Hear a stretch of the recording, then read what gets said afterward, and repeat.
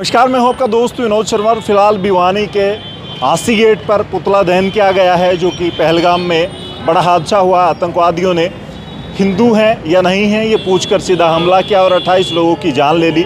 उसके खिलाफ यहां पर आज बीजेपी कार्यकर्ताओं ने जिला अध्यक्ष और विधायक समेत मांग की है कि 28 के बदले 28,000 आतंकवादियों की जान चाहिए। फिलहाल सुनिए क्या कुछ कहा इन लोगों ने और आपका क्या मत है, आप कमेंट के माध्यम से लिखें। कल जम्मू कश्मीर में आतंकवाद की घटनाएं हुई हैं, जिसमें 30 लोग तो कल की डेट में ही डेथ हुई थी और कैजुअल्टी होने से देश की जनता जागरूक है और प्रतिपल जिस प्रकार से हिंसा की गई है उसको उसी प्रकार के उनके उसी तरीके से हल करने के लिए हम आह्वान करते हैं पूरे देश की पार्टियों से भी, पूरे देश के लोगों से भी। और हम ये चाहते हैं कि इस आतंकवाद का बदला जल्द से जल्द दिया जाए। हिंदू धर्म को टारगेट किया गया है, ऐसी बातें चल रही हैं और वीडियोज भी ऐसा है जी, आपने अखबारों में भी पढ़ा है, हमने भी पढ़ा है कि इसमें केवल और केवल एक समुदाय के लोगों को छोड़ के और हिंदू समाज की 36 बिरादरियाँ हैं, उनकी हत्या, निर्मम हत्या कर दी गई। ऐसे आतंकवाद से हम मुक्ति चाहते हैं।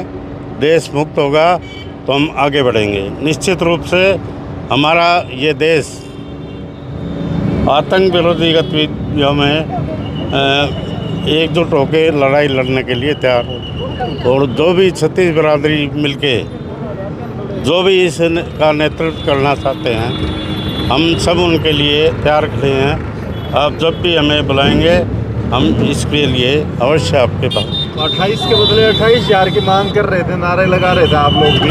क्या सर्जिकल स्ट्राइक जैसा दूसरा बदला चाहते हैं आप? ये जो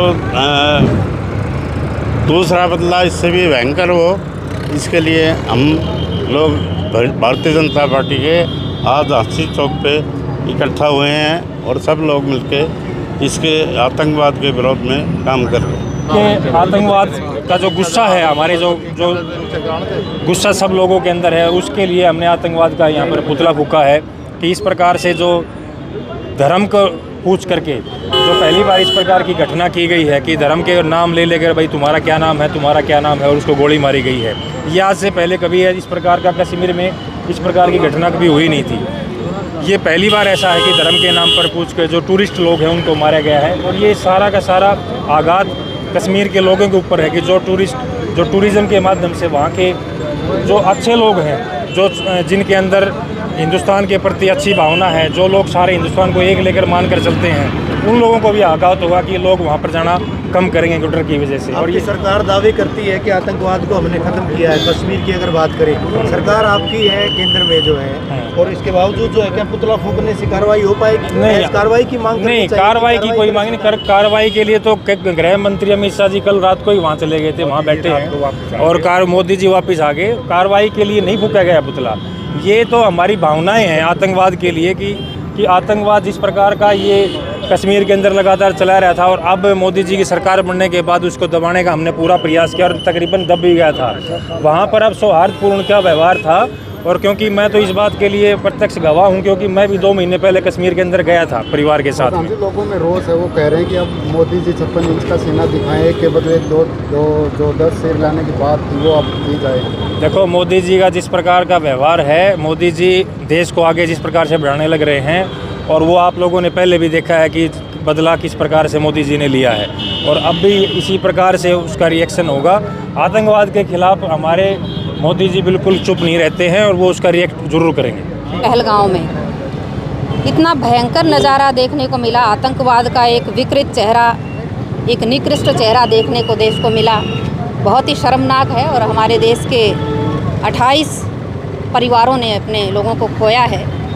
28 लोग इस आतंकवाद की भेंट कल चढ़ गए हैं। ये बहुत ही दुखदाई घटना है और देश इसकी कड़े शब्दों में निंदा करता है। भारतीय जनता पार्टी इसकी कड़े शब्दों में निंदा करती है और देश को ज़रूरत है फिर से एक एयर स्ट्राइक, सर्जिकल स्ट्राइक की, क्योंकि जिस तरह से आतंकवाद ने फिर से अपना सिर उठाया है, इसको तुरंत अगर कुचला नहीं गया तो इसके परिणाम फिर दूरगामी हो सकते हैं। महिलाएं चीख चिल्ला रही थी, तो आपको लग रहा है कि कश्मीर में अब शांति वैसी नहीं है और वहाँ से टूरिस्ट का जो माहौल बना था वो भी अब कमज़ोर पड़ेगा?